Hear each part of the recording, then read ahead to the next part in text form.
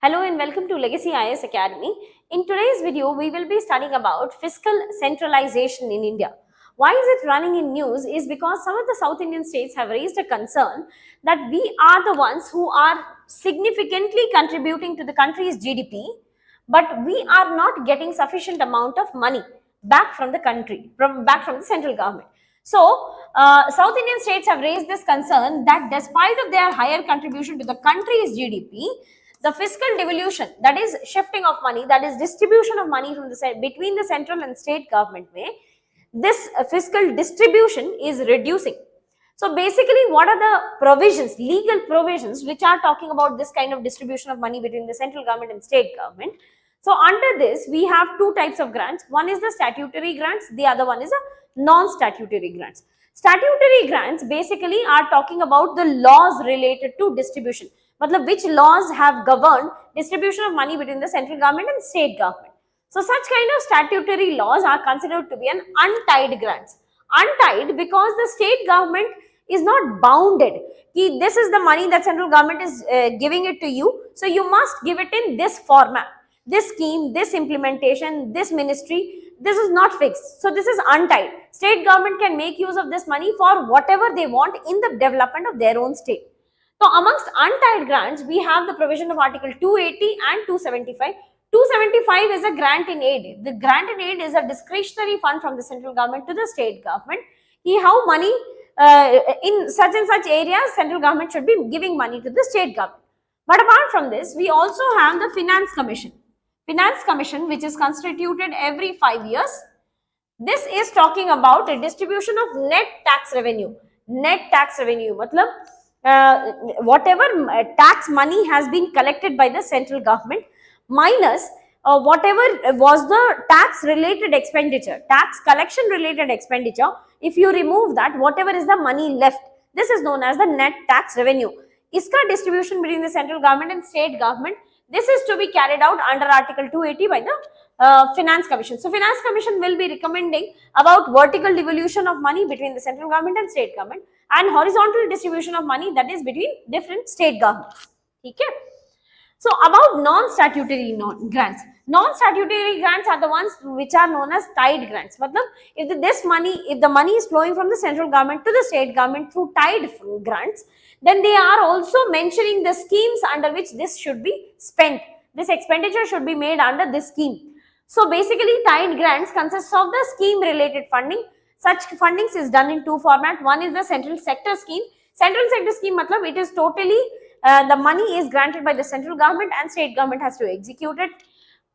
Centrally sponsored scheme, some amount of money will be granted by the central government, some amount of money will be granted by the state government, and together they will be implementing that scheme. Okay? So that is the current mechanism. But what are the concerns of the state government? Some of the state governments, they are saying, and that is also correct, cess and surcharge. Cess and surcharge is outside the purview of Finance Commission. So Finance Commission has no control over cess and surcharge. Now cess and surcharge has to be completely, as per the law, it has to be completely kept with the central government. So what has central government done? It has tried to bring more and more tax under cess and surcharge system itself. Okay? So reduced fiscal transfer to states because cess and surcharges have increased in India and they have increased from 5.9% to 10%. Okay?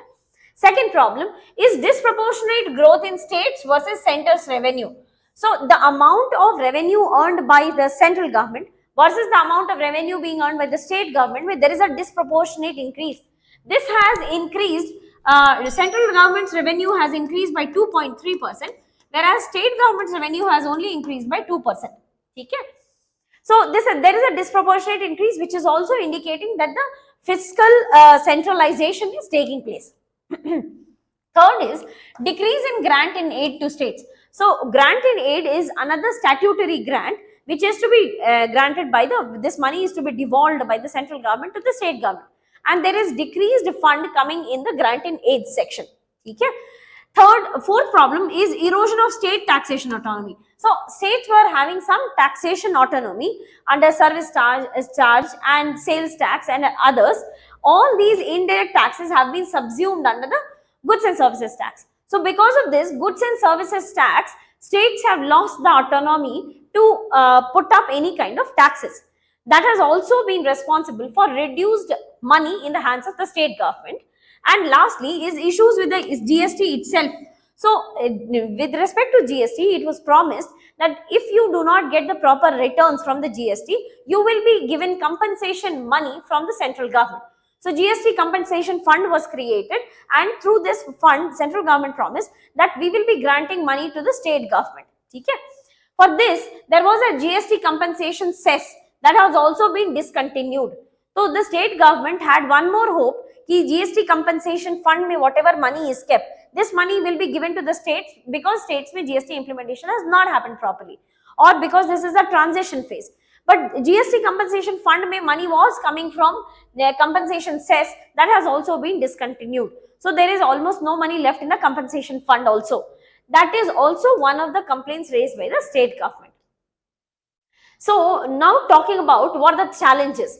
If money is not given to the state government and state government is responsible for adding to the country's GDP, then they will have a secessionist tendency. Secessionist tendency with a feeling that we are contributing to the central government, but we are not getting sufficient amount of money. This problem has started to occur. Okay?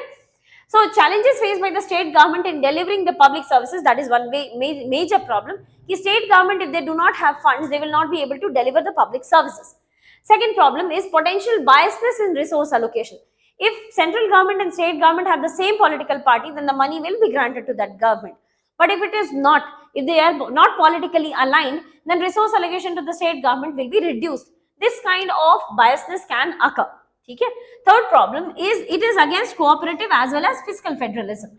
So cooperative federalism matlab the central government and state government will be moving together for the development of the country, or fiscal federalism matlab there will be certain taxation autonomy to the state government, certain taxation autonomy to the central government, and through this this is also properly divided. The federalism system divides the subject of taxation for the central government and the state government. So this is fiscal federalism. This itself will reduce. Okay?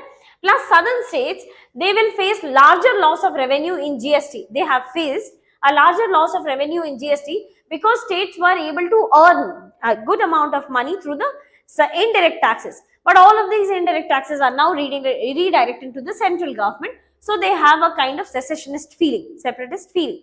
Okay? So these are some of the serious challenges related to fiscal centralization. Now, what is the solution? Solution is that some of the expectations that we are keeping from the 16th Finance Commission, that you must enhance the state share in the net taxes. So currently, initially 14th Finance Commission spoke about 42%, which was later on reduced to the 41%. The real value is even less than 39% because of the excessive cess and surcharge. So 16th Finance Commission say we are hoping that you will be asking the central government to increase the state share in the net tax revenue. Okay? Plus, we need to rationalize the central sector and centrally sponsored scheme so that more and more money ends up in the hands of the state government, so the scheme can be better implemented by the state government. And lastly is increase the taxation powers of the third tier of the government, that is Panchayati Raj and municipality. Panchayati Raj and municipality have a very serious problem of fund crunch, which can be resolved by some of the recommendations from the Finance Commission itself. So these are some of the suggested solutions to increase this fiscal federalism as well as cooperative federalism. Okay. With that, we come to the end of this topic. I wish you all the very best and thank you so much.